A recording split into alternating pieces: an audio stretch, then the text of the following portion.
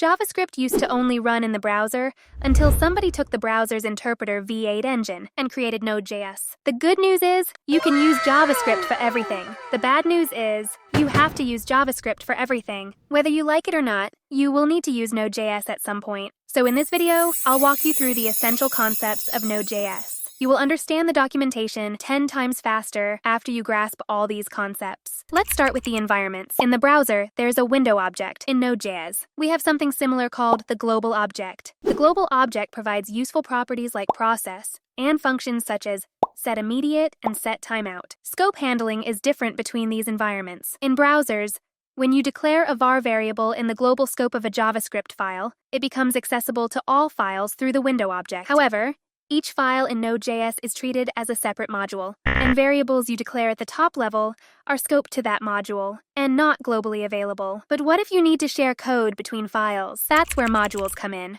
Node.js has two module systems, CommonJS and ES modules. CommonJS is the original Node.js module system. It uses require to load modules and is synchronous. By default, JS files use CommonJS modules. ES module is the modern version. It uses import and export statements and supports loading modules asynchronously. By default, MJS files use ES modules. There are lots of existing useful modules written by other people. To use that, we will need a package manager like npm. Here's how to use it. In your project folder, run npm init to create a package.json file. It's the module settings of our project. If we want to use ES modules instead of CommonJS for this project, we just need to add a type equals modules statement here. Now use npm install to add packages. The code will be saved in a folder called node modules, and we can import and use it. These third-party modules are convenient, but we only want to use them when the built-in modules in Node.js are not enough. One useful built-in module is HTTP. The most common task in Node.js is building an HTTP server. First,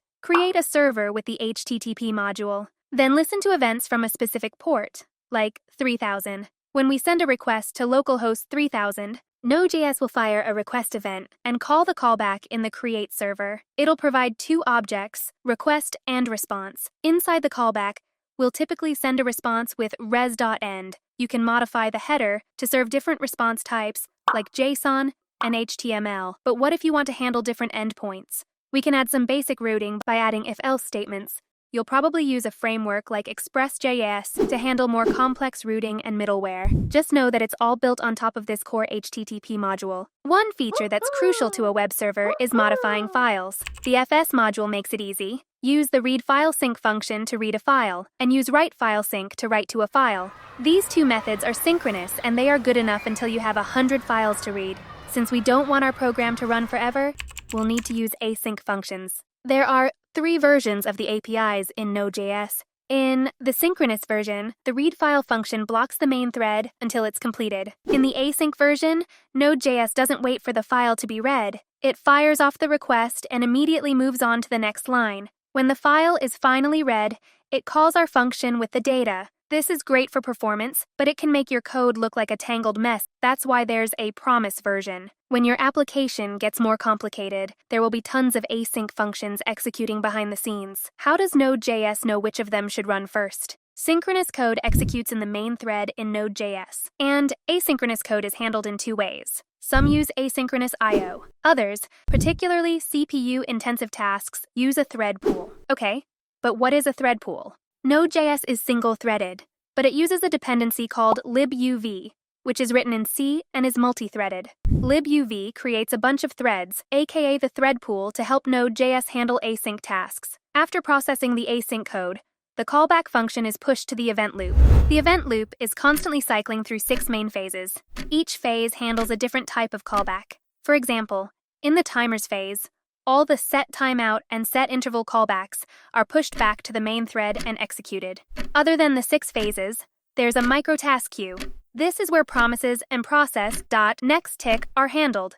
They are like VIPs that can jump the queue. Between each phase, the event loop will first check if there are any tasks in the microtask queue and handle them first. As we understand how event loops work at a high level, it's time to talk about event emitter. Despite having event in their name, they have nothing in common. Here's how the event works. There are 3 components: an event emitter, an event handler, and an event listener. In the browser, when the user clicks on a button, it will fire a mouse click event. If there's an event listener, it will listen to that event and run that event listener. If we want to create something similar in Node.js, we need to use the event emitter module. First create an event emitter. Next, let's create a click event and an event handler that will be called when the event is fired. When we run emit, it will trigger the click event and run the event handler. Node.js has an event-driven architecture. What does that mean? It means that many built-in API uses event emitters like HTTP, FS, and streams. Stream is a way to handle large data chunk by chunk, which is useful in video streaming. The video you're watching comes from an MP4 file sent from the server.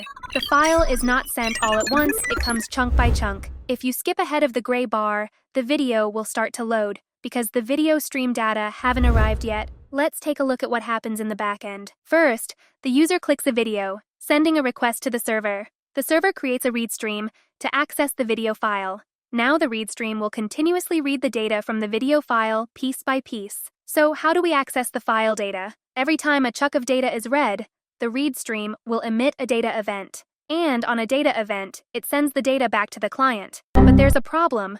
Response sending can be slower than video file reading. So we need to slow down the reading file speed to match the response sending with the pipe function.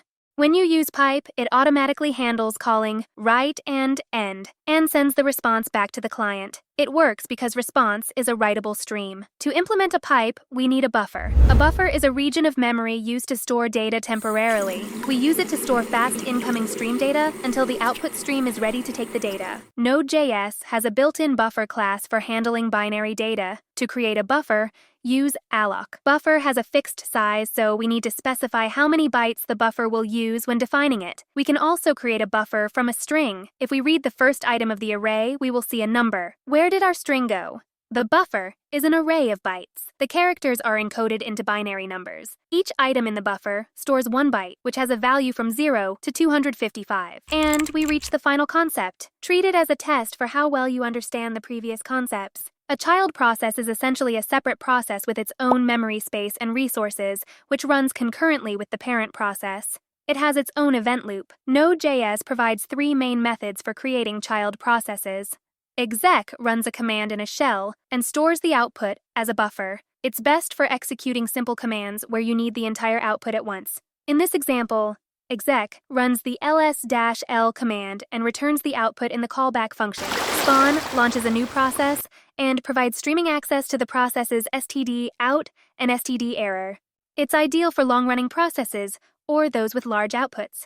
This example uses spawn to run the find command, which can produce a large amount of output. The data is handled in streams, allowing for real-time processing. Fork is a special case of spawn for creating Node.js child process. It provides a built-in communication channel between the parent and child process. This code uses fork to create a new process running child.js. The parent and child can communicate using send and listening to the message event.